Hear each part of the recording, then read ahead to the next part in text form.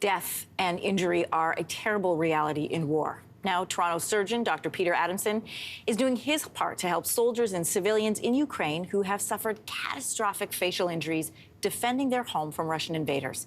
He returned from Ukraine earlier this month, where he led a team of doctors and other volunteers performing complex reconstructive surgeries. Dr. Adamson worked with the Face the Future Foundation, which he founded in 1996. He's our guest in studio this morning. Such a pleasure to have you here. Thank you much. Good morning.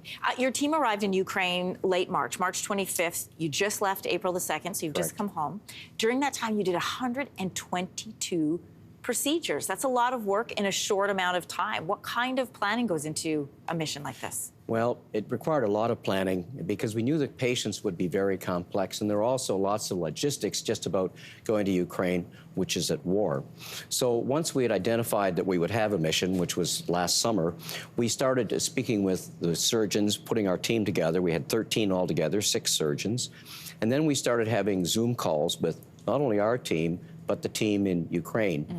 We reviewed about 100 patients beforehand. We selected down to about 50, and then finally 30 patients and 112 different procedures. And so we planned all of these online beforehand using computer imaging for the implants, like bespoke implants. We created them specifically for each patient to manage their injuries. And along with that, all the logistics, of course, of getting the equipment. So our nurses were very helpful. We had things shipped over beforehand. I was going to say, like, what were their supplies like in terms of hospitals or even the tools that you would need?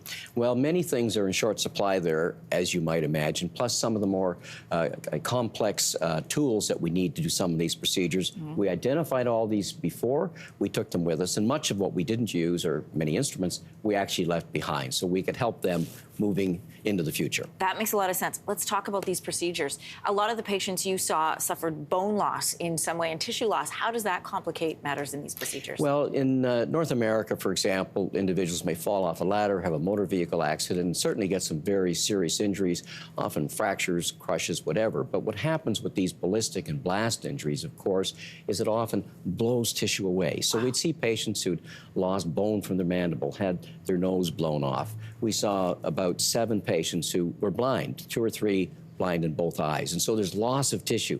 And so when we're going to reconstruct those patients, it's not just about putting things back in the right place, it's also about replacing that tissue. And that's where you have to sometimes use what we call flaps, free flaps, where you take bone, skin, muscle from other parts, such as the leg, and reconstruct the face. Or in many of the cases we did, we were using these bespoke implants that were created from their 3D images, 3D printing, which we could then reconstruct the bony structure, and then we would do the soft tissue reconstruction on top of that. These are people who are living with so much loss. To have at least a portion of themselves returned to them, what was their response?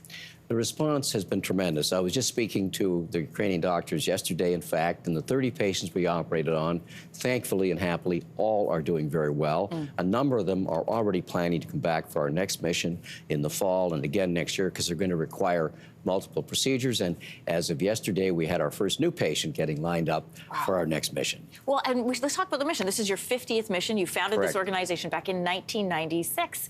What are your thoughts as you reflect on the fact that this is, you know, their 50th mission and what you're able to do even in a country that's experiencing war?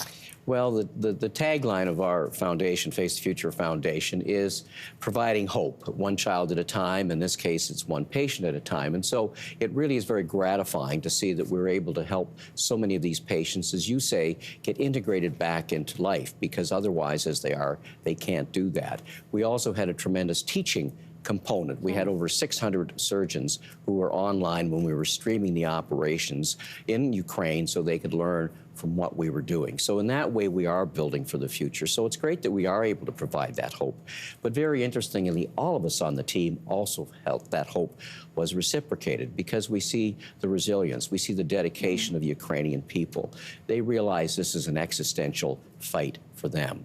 And so they give us hope, in fact, in return, that we can go ahead, and I'm already thinking about and planning the next 50 missions. I bet you are. So great to have you in here. Thanks so much, Dr. Adamson. Thank you very much for having me, Anne-Marie. Hey, thanks for watching. If you liked this, be sure to subscribe here, or you can check out more Your Morning videos right here.